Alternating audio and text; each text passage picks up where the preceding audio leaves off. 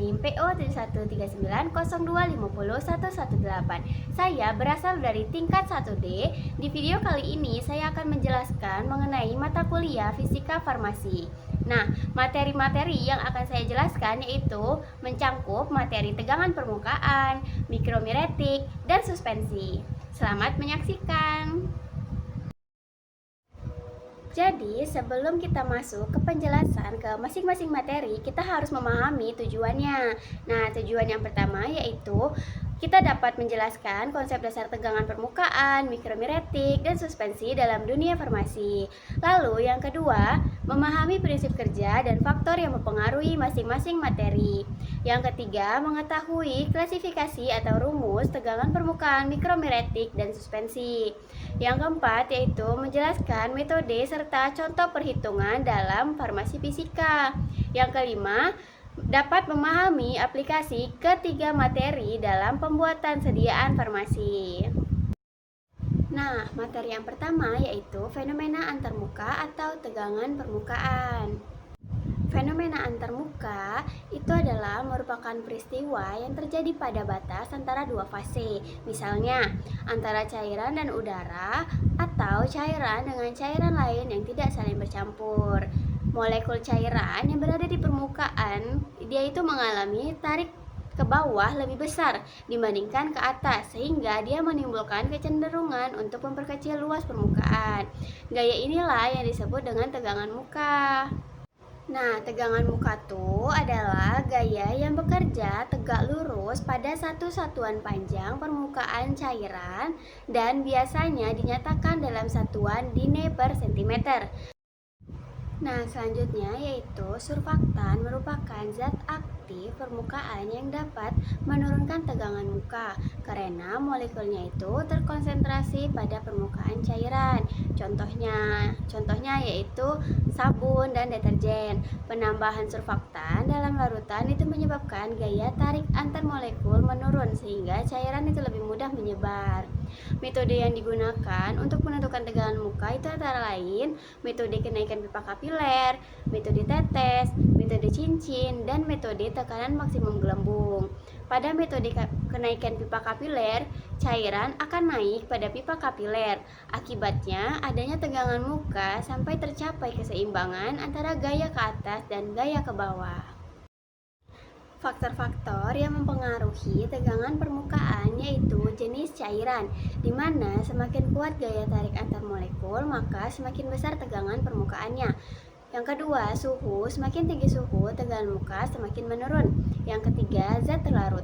Garam dapat meningkatkan tegangan muka, sedangkan alkohol dan sabun itu dapat menurunkannya.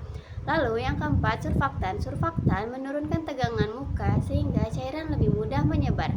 Yang kelima, konsentrasi zat. Perbedaan konsentrasi zat terlarut itu mempengaruhi besar kecilnya tegangan permukaan. Selanjutnya, terdapat juga prinsip kerja pada materi tegangan permukaan, yaitu yang pertama terdapat alat dan bahan. Alat yang pertama beker gelas 50 ml, yang kedua pipet kapiler, ketiga pignometer, keempat pipet tetes, yang kelima labu ukur 250 ml, dan yang terakhir yaitu corong. Dan juga terdapat bahan. Yang pertama bahannya sudah pasti Aquades, yang kedua Twin 0,05%, dan konsentrasi lainnya. Lalu yang ketiga gliserin, yang keempat propilen glikol. Untuk cara kerja yaitu pertama siapkan alat dan bahan. Yang kedua, tentukan densitas masing-masing cairan dengan pignometer. Timbang pignometer kosong sebagai simbol perhitungan W0, timbang pignometer plus air disebut dengan W1, timbang pignometer plus larutan itu sebagai W2. Lalu yang ketiga, ambil larutan twin 10% sebanyak 1,25 ml menggunakan gelas ukur. Yang keempat, larutkan twin yang telah diukur kemudian dimasukkan ke dalam labu ukur 250 ml dengan bantuan corong. Yang kelima, selanjutnya tambahkan Aquades hingga tanda batas pada labu ukur. Kemudian larutan dihomogenkan agar tercampur rata. Yang keenam, beker gelas diisi dengan air secukupnya, lalu pipa kapiler itu dimasukkan ke dalam beker gelas. Air akan naik ke dalam pipa kapiler dan permukaannya akan turun hingga mencapai keadaan setimbang. Selisih tinggi itu antara permukaan air di pipa kapiler dan permukaan di beker gelas diukur sebagai tinggi H. Lalu yang terakhir, percobaan itu dilakukan sebanyak 3 kali pengamatan. Kemudian prosedur yang sama diulangi menggunakan larutan yang akan diselidiki selanjutnya, gliserin dan propilen glikol. Klasifikasi atau rumus tegangan permukaan. Di sini kita menggunakan metode kenaikan pipa kapiler, di mana rumus yang kita gunakan sama seperti yang ada di gambar tersebut.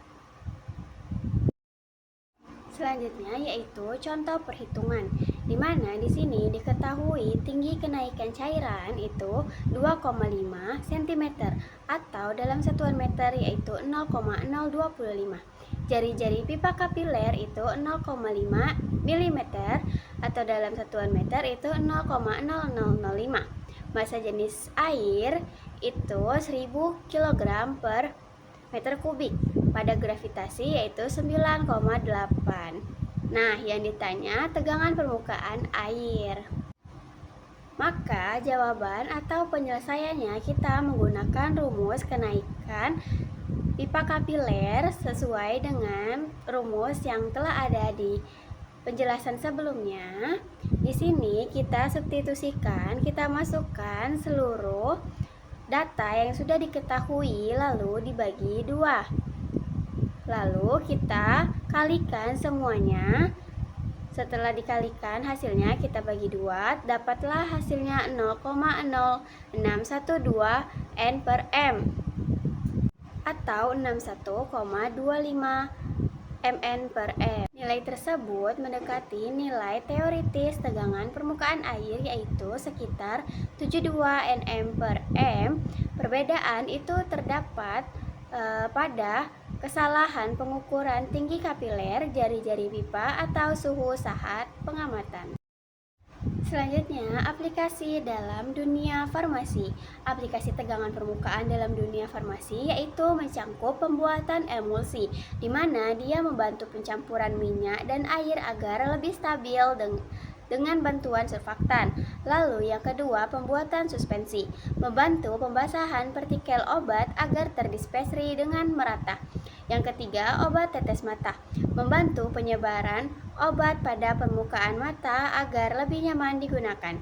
Yang keempat, aerosol dan inhalasi, mempengaruhi pembentukan ukuran droplet obat. Nah, yang kelima, peningkatan pelarutan obat, membantu obat lebih mudah larut dan diserap oleh tubuh. Yang keenam, krim dan salep, membantu penyebaran sediaan pada kulit lebih merata. Jadi, kesimpulannya yaitu tegangan permukaan berperan penting dalam meningkatkan stabilitas, pembasahan, penyebaran, dan efektivitas sediaan farmasi. Materi kedua yaitu mikromiretik. Mikromiretik adalah ilmu dan teknologi yang mempelajari tentang partikel-partikel kecil, terutama mengenai ukuran partikel, distribusi ukuran partikel, luas permukaan, volume, dan bentuk partikel. Ukuran partikel biasanya dinyatakan sebagai diameter rata-rata partikel. Ilmu dan teknologi partikel kecil itu diberi nama mikromiretik oleh Dalla Valle. Dispersi koloid itu dicirikan oleh partikel yang terlalu kecil untuk dilihat dengan mikroskop. Sedang partikel emulsi dan suspensi itu bubu halus berada dalam jangkauan mikroskop optik. Partikel yang mempunyai ukuran serbuk lebih kasar seperti granul tablet dan garam granular itu berada dalam kisaran ayakan.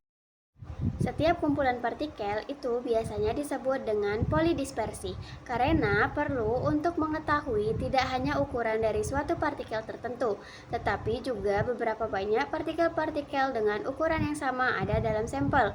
Jadi, kita perlu suatu perkiraan kisaran ukuran tertentu yang ada dan banyaknya atau berat fraksi dari tiap-tiap ukuran partikel. Dari sini, kita bisa menghitung ukuran partikel rata-rata untuk sampel tersebut. Ukuran partikel bahan obat padat itu mempunyai peranan penting dalam farmasi, sebab ukuran partikel itu mempunyai peran besar dalam pembuatan sediaan obat dan juga terdapat efek fisiologisnya. Penting mempelajari mikromimetik yaitu untuk kita mengetahui luas permukaannya, sifat kimia dan fisika dalam formulasi obat, secara teknis mempelajari pelepasan obat yang diberikan secara peroral, suntikan, dan topikal. Lalu pembuatan obat dalam bentuk emulsi, suspensi, dan dispensi. Yang terakhir, mengetahui stabilitas obat. Nah, itu tergantung dari ukuran partikel. Metode penentuan ukuran partikel yang pertama yaitu dengan mikroskop optik. Metode ini dilakukan dengan mengamati emulsi atau suspensi menggunakan mikroskop dan mikrometer untuk mengukur ukuran partikel. Nah, yang kedua, pengayakan. Metode ini merupakan metode sederhana yang menggunakan susunan ayakan dengan ukuran yang berbeda. Nah, partikel kecil itu akan lolos melalui ayakan, sedangkan partikel besar itu akan tertahan. Persentase partikel pada tiap ayakan dihitung setelah proses pengayakan. Metode ini mengukur ukuran partikel berdasarkan dimensi geometrik.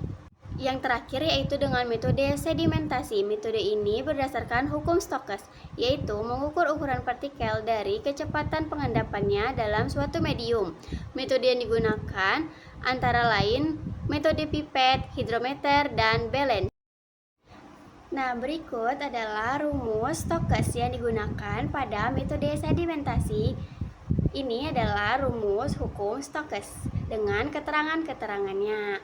Rumus ini digunakan untuk menentukan ukuran partikel berdasarkan kecepatan pengendapan dalam suatu cairan. Terdapat juga faktor-faktor yang mempengaruhi mikromimetik. Yang pertama yaitu terdapat ukuran partikel, yang kedua bentuk partikel, yang ketiga luas permukaan partikel, yang keempat porositas, yang kelima densitas atau massa jenis, yang keenam kelembapan atau kadar air, yang ketujuh muatan elektrostatis, yang kedelapan gaya antar partikel, yang kesembilan metode pembuatan atau proses pengolahan. Nah, materi mikromimetik ini juga terdapat prinsip kerja. Di sini kita juga membutuhkan alat dan bahan. Alatnya yaitu ayakan nomor OPN 35, 45, 50, 70, 120, dan akhir atau nomor OPN yang telah disediakan dalam setiap ayakan yang berada di laboratorium.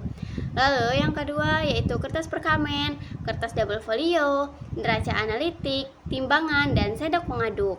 Bahan yang digunakan yaitu gula halus dan tepung maizena. Nah, cara kerja yang kita lakukan di sini yaitu cara kerja dengan metode pengayakan. Pertama, kita bersihkan alat dan bahan, terutama ayakan dengan alkohol 70%.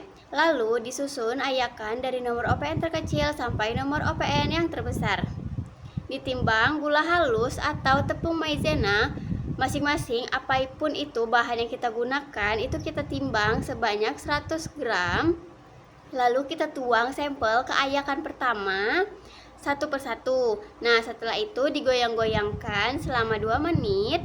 Ditimbang kembali sampel yang tertinggal pada masing-masing ayakan. Dicatat masing-masing berat sampel yang tertinggal, lalu dihitung diameter rata-rata sampel. Selanjutnya, klasifikasi atau rumus mikromimetik. Di sini kita harus menghitung persentase partikel yang lolos, yaitu F sama dengan bobot partikel lolos dibagi bobot awal dikali 100%. Yang kedua, kita menghitung persentase partikel yang tertahan. D persen sama dengan 100 dikurang F. Nah, untuk yang ketiga, perhitungan A dikali D, di mana A itu persen partikel lolos, D itu diameter rata-rata partikel. A dikali D sama dengan A dibagi 100 dikali D. Nah, untuk yang keempat, perhitungan 1 dikurang F. 1 kurang F itu sama dengan 1 kurang F per 100. Untuk yang kelima, yaitu logaritma natural 1 kurang F. In dalam kurung 1 kurang F tutup kurung. Lalu yang keenam, transformasi logaritma ganda. In dalam kurung min in dalam kurung lagi 1 kurang F tutup kurung. Nah, untuk logaritma natural dan transformasi logaritma ganda itu adalah sebuah perhitungan yang sama. namun terdapat perbedaan sedikit. Biar kalian lebih mengerti, saya akan memberikan tampilan contoh soalnya. Berikut contoh soal perhitungan. Diketahui berat sampel serbuk yaitu 200 gram dengan masing-masing nomor ayakan 20, 40, 60, 80, dan 120. Diameternya yaitu 850, 425, 250, 180, dan 125. Berat yang tertahan yaitu 180 gram, 10 gram, 5 gram, 3 gram, dan 2 gram. Nah, untuk jawaban soal perhitungan, kita harus menghitung partikel yang tidak lolos. Rumusnya yaitu F sama dengan berat tertahan dibagi berat total dikali 100. Pada ayakan nomor 20, terdapat partikel yang tidak lolos itu sebanyak 90%. Pada ayakan 40 itu 5%. Ayakan 60 2,5%.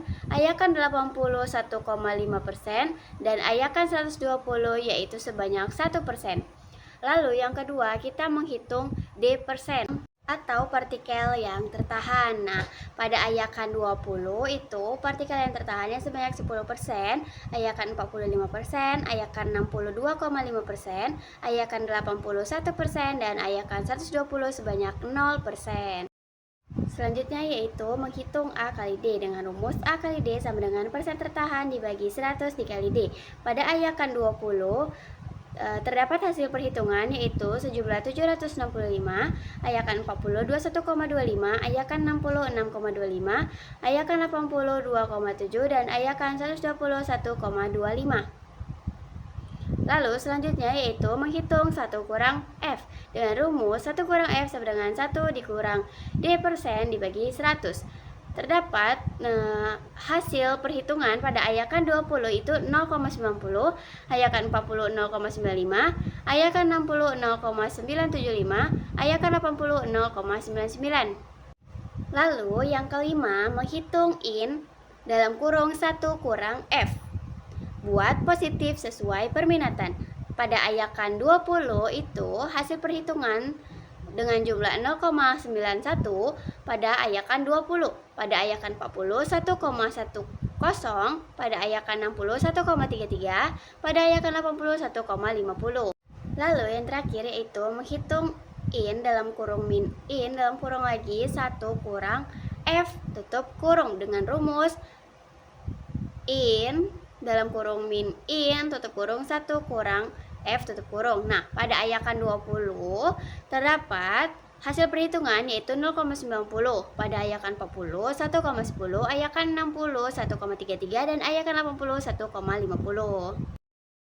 Maka dapat kita simpulkan dengan tabel hasil akhir yang ada di dalam foto tersebut. Lalu kesimpulannya, berdasarkan hasil perhitungan mikromagnetik dan metode ayakan, sebagian besar partikel itu tertahan pada ayakan nomor 20 sebanyak 90%, sehingga ukuran partikel itu lebih dominan berukuran besar. Distribusi ukuran partikel ini juga dapat digunakan untuk mengetahui karakteristik serbuk dan mempengaruhi sifat-sifat fisik sediaan farmasi. Nah, yang terakhir, aplikasi mikromagnetik dalam dunia farmasi. Yang pertama yaitu untuk menentukan ukuran dan distribusi partikel, bahan obat, dan ekspesien. Yang kedua, mengontrol sifat alir serbuk pada proses granulasi, pencampuran, dan pencetakan tablet. Yang ketiga, meningkatkan kecepatan disolusi obat karena ukuran partikel itu mempengaruhi luas permukaan. Yang keempat, menjaga kestabilan sediaan suspensi dan emulsi agar partikel tidak cepat mengendap. Yang kelima, membantu proses pembuatan tablet dan kapsul agar diperoleh keseragaman bobot serta dosis yang sesuai. Nah, yang keenam, mengontrol kualitas bahan baku dan produk farmasi untuk memenuhi standar mutu.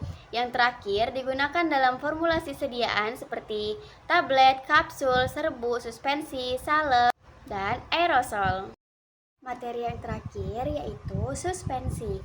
Nah, suspensi adalah sediaan farmasi berbentuk cair yang mengandung partikel padat halus yang tidak larut, tetapi terdispersi merata dalam medium cair. Karena partikel tidak larut maka partikel itu dapat mengendap selama penyimpanan sehingga sediaan tuh perlu dikocok terlebih dahulu sebelum digunakan agar ia homogen kembali. Nah, suspensi biasanya digunakan untuk obat yang sukar larut dalam air, tetapi tetap ingin dibuat dalam bentuk cair agar lebih mudah digunakan, terutama untuk anak-anak dan lansia. Jenis suspensi yaitu suspensi oral, suspensi topikal atau lotion, suspensi tetes telinga, suspensi ophthalmic, suspensi injeksi. Selanjutnya, keuntungan dan kerugian. Keuntungan suspensi yaitu cocok untuk zat aktif yang tidak larut, dapat menutupi rasa pahit obat, mudah ditelan oleh anak-anak dan lansia, stabilitas kimianya lebih baik dibanding dengan larutan.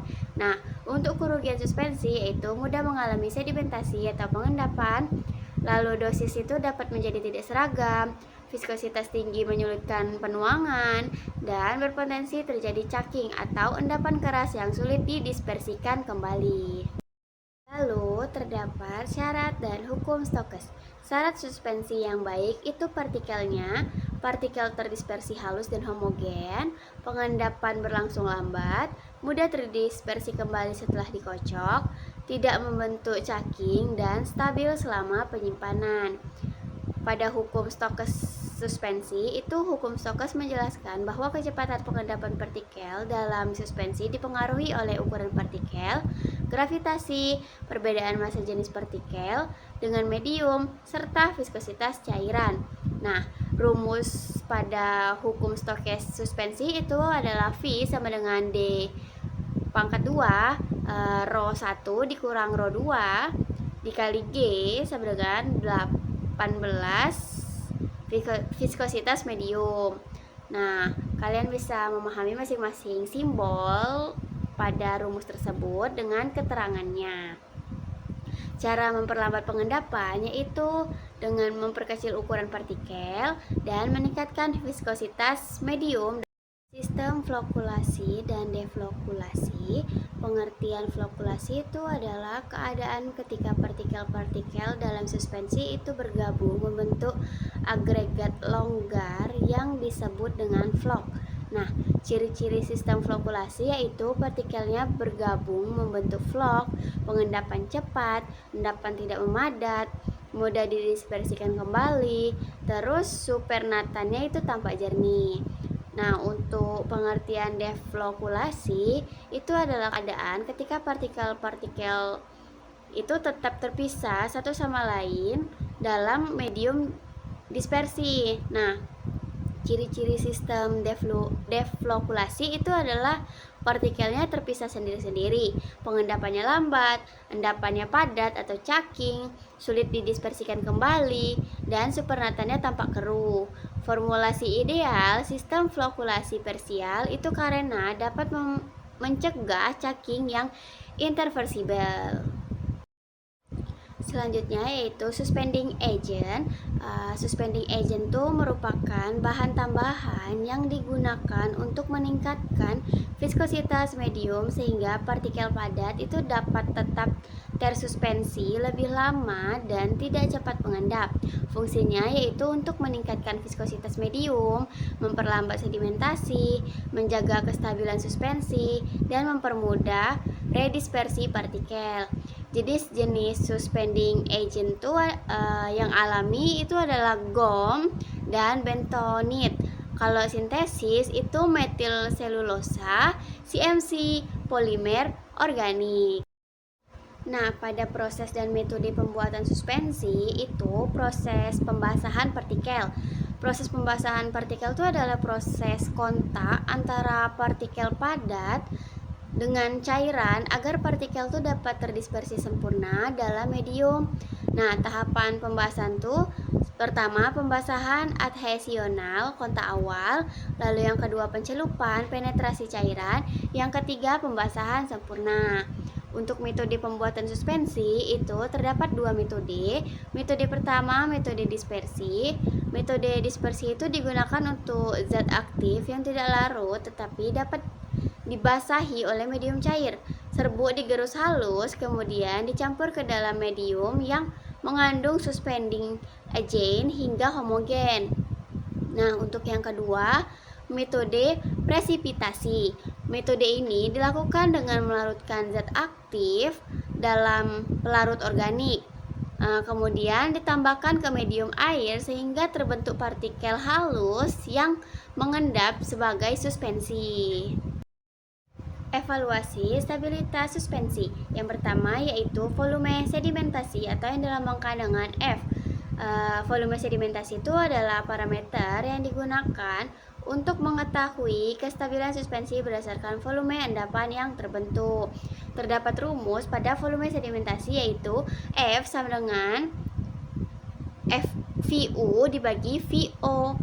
Nah, nilai F itu mendekati 1 menunjukkan suspensi yang lebih stabil. Lalu yang kedua, rheologi untuk ukuran partikel dilakukan untuk mengukur viskositas sediaan dan mengamati ukuran partikel serta derajat flokulasi. Yang ketiga, Friese-Tau-Kleichling. Nah, metode ini tuh untuk pengujian stabilitas dengan perubahan suhu ekstrim secara berulang untuk memprediksi kestabilan sediaan selama penyimpanan jangka panjang. Terdapat juga faktor-faktor yang mempengaruhi suspensi, yaitu ukuran partikel, viskositas medium, perbedaan massa jenis, derajat flokulasi, konsentrasi partikel, pembasahan partikel, suspending agent, suhu penyimpanan, pH medium, dan pengocokan. Nah, berikut adalah kualifikasi atau rumus pada suspensi.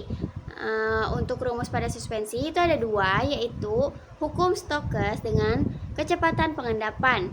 Rumusnya seperti yang ada di gambar tersebut. Lalu yang kedua dengan volume sedimentasi. Rumusnya seperti yang ada di gambar tersebut. Itu adalah rumus volume sedimentasi yang biasanya sering digunakan. Nah, di sini saya akan memberikan contoh-contoh soal agar lebih mudah dipahami. Nah, untuk contoh soal perhitungan hukum Stokes yaitu diketahui suatu partikel dalam suspensi itu memiliki data sebagai berikut. Nah, diameter partikel itu sebanyak 0,004 cm, massa jenis partikel 2,5 gram per cm, massa jenis medium 1 gram per cm, gravitasi 980 cm per sekon, viskositas medium yaitu 0,02 poise. Nah, yang diminta yaitu hitunglah kecepatan sedimentasi partikel tersebut. Maka jawabannya kita harus menggunakan rumus hukum Stokes yang ada pada gambar ini dengan data diketahui yaitu D sama dengan 0,004 cm, Rho 1 2,5 gram per cm kubik, Rho 2 sama dengan 1 gram per cm kubik, gravitasi sama dengan 980 cm per sekon, dan viskositas tuh 0,02 poise. Untuk cara penyelesaian, kita masukkan masing-masing data yang sudah diketahui dengan rumus yang telah ada, lalu kita bagi. Setelah kita bagi, dapatlah hasilnya 0,0653 cm per sekon. Nah, kecepatan sedimentasi partikel itu adalah 0,0653 cm per sekon. Lalu, contoh soal perhitungan untuk volume sedimentasi yaitu suatu suspensi itu memiliki volume awal 100 mili. Setelah didiamkan, volume endapan yang terbentuk adalah 85 mili. Nah, hitunglah volume sedimentasinya. Jawabannya, cara penyelesaiannya itu kita jawab menggunakan rumus F sama dengan VU dibagi VO. Dengan data yang diketahui, VU itu sama dengan 85 mili, VO sama dengan 100 mili. Maka kita masukkan masing-masing data yang diketahui, lalu kita bagi. Dapatlah hasilnya 0,85. Yang terakhir yaitu aplikasi dalam farmasi. Suspensi dalam dunia farmasi itu berfungsi sebagai sediaan obat oral yang digunakan untuk obat minum anak dan lansia karena mudah ditelan. Contohnya, suspensi amoxilin dan paracetamol. Lalu yang kedua, meningkatkan stabilitas obat. Obat yang tidak stabil dalam larutan dibuat dalam bentuk suspensi agar lebih awet. Yang ketiga, untuk menutupi rasa pahit obat. Karena zat aktif yang tidak larut sempurna itu rasa pahitnya dapat berkurang. Lalu yang keempat, sediaan topikal atau obat luar digunakan pada lotion atau krim, contohnya lotion kelamin. Nah, yang kelima, sediaan injeksi untuk memperpanjang efek obat atau yang disebut dengan depot itu contoh obatnya seperti suspensi insulin. Yang terakhir yaitu insulin mata, digunakan jika obat sukar larut dan membutuhkan kontak yang lebih lama dengan mata. Nah, demikianlah penjelasan yang dapat saya sampaikan mengenai dari ketiga materi tentang fisika farmasi, yaitu materi tegangan permukaan, mikromeretik, dan suspensi. Semoga kalian dapat memahami dan mengerti apa yang telah saya jelaskan. Sekian dari saya. Wassalamualaikum warahmatullahi wabarakatuh.